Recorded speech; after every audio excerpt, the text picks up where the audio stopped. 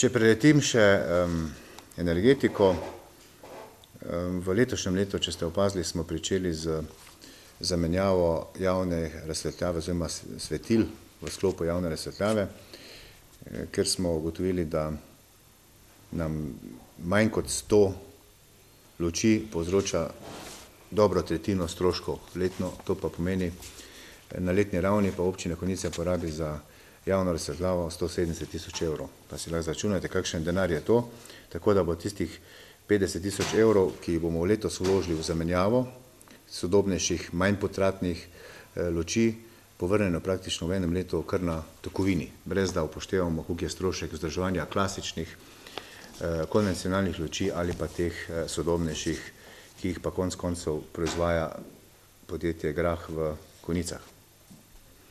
Pri energetiki je tudi pomembno še, da izkoristimo pripeljani zemeljski plin, zato je v fazi projektiranja preureditev kotlovnice na Prevradu v prvi vrsti na zemeljski plin in pa v kombinaciji z peleti, se pravi lesna biomasa, kjer bi imeli istočasno tudi kogeneracijo, se pravi proizvodnjo električne energije. In pa napovedujem še v tem mandatnem obdobju bo zamenjana streha na športni dvorani kot izkupiček za najem površin na javnih objektih, osnovna šola ob Drevini, telovadnica osnovne šole ob Drevini in pa športna dvorana za namen pridobivanja električne energije. To bo investitor v to elektrarno, se pravi dve elektrarni bi bili v Konjicah, investitor v zamenjavo za najemnino bi uredil tudi, zamenjal tudi kritino na športni dvorani, ker pa direktor ve, da imajo včasih krpe. Je tako, je potrebno.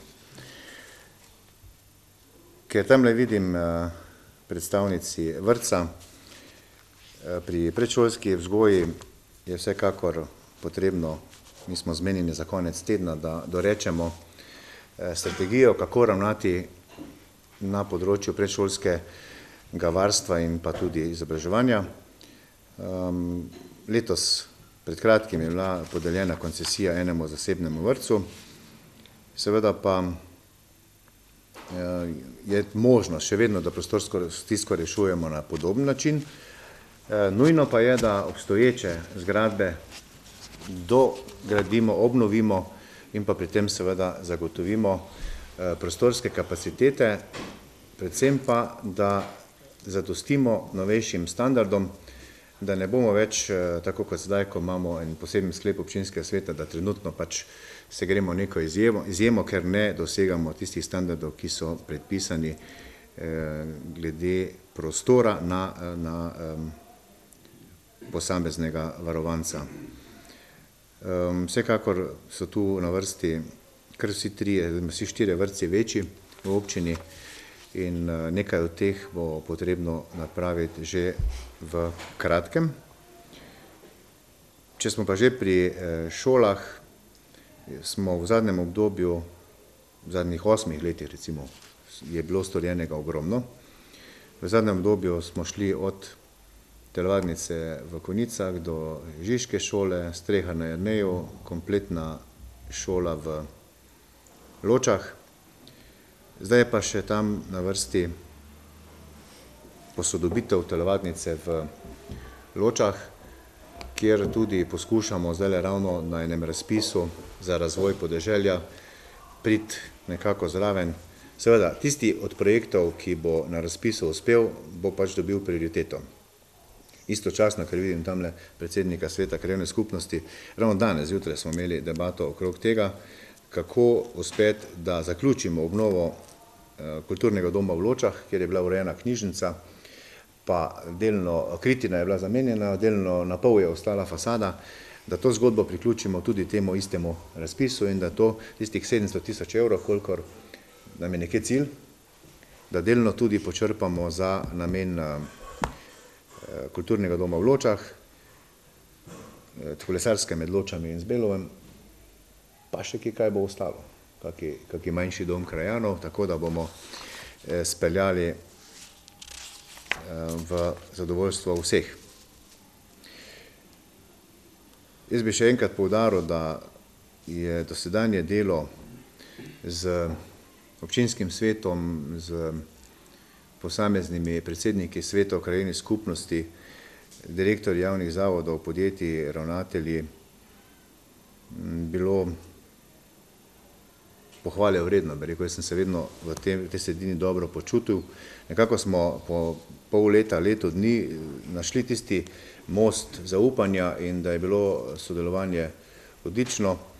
Na koncu koncev ob zaključku mandata, podžupan, tudi tebi zahvala za vedno korektno skupno delo in pričakujem, da bomo to zgodbo uspešno peljali tudi v bodoče. Torej, glavni poudarek programa za delo v naslednjem mandatnem obdobju bo vsekakor realizacija na področju cestne infrastrukture, teh 5 odsekov lokalnih cest in pa vse tisto, kar je v preteklem mandatnem obdobju izpadlo zaradi stanja državnega proračuna. Tu govorimo o investicijah na državnih cestah, 2 kolesarski stezi med Tepanjem in Spodnjim Gršovjem ter Ločami in Zbelovim. Predvsem pa glavnina vsega je na realizaciji že začetega projekta, kjer je trenutno v fazi izbire izvajalca gradbenih del, projekt izgradnje čistilne naprave in pa pripadajočih primarnih kolektorjev v dolžini skoraj 10 kilometrov, ali drugače povedano, vrednost, projektantska ocena gradbenih del na tem segmentu je 10 milijonov evrov. Na področju družbene dejavnosti pa nas vsekakor čaka v naslednjih tednih priprava strategije modernizacije vrtcev v celotni občini. Mi imamo vrtce, če vse skupaj seštejemo, kar na 10 lokacijah in seveda problematika prostorov v vsaj 30 let starih stavbah je v tem trenutku zelo akutna in jaz pričakujem, da bomo v naslednjih 2 letih že tudi imeli realizirano obnovo kakšnega od vrtcev in v tistem času bomo tudi zagotovili prepotreben prostor oziroma zadostili novim standardom na tem področju.